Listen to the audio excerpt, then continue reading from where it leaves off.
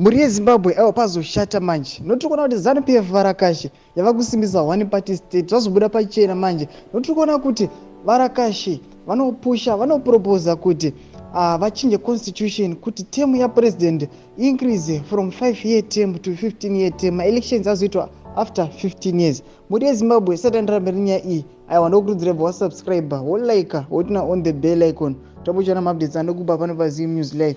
Pakashata titaura kudai muri yeZimbabwe notirikuona pari kunzi we want elections after 15 years. Zanu PF.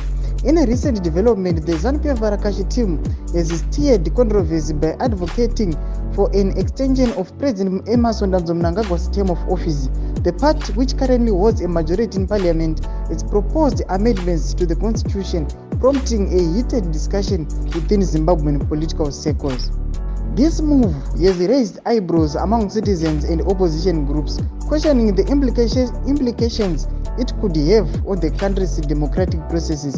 Zanu PF has put forward the suggestion to hold elections after a period of 10 or 15 years, arguing that this would allow for uninterrupted development. Pakashata vari kuti hanzi kuallow for uninterrupted development mnangagwa anofanira kutonga for 10 or 15 years. Muri yeZimbabwe aya mashoko magukutu munoti kudii pamusoro penyaya iyi. Aiwa tiripotaura zvakawanda da kuti mitinzo zvakanobva kwamuri taurai pinai comment section medu mutudze noti kudii pamusoro penyaya iyi. Ava musangana kusubscribe kulike shotana on the bell icon tambochana updates andokupa pano paZim News Live.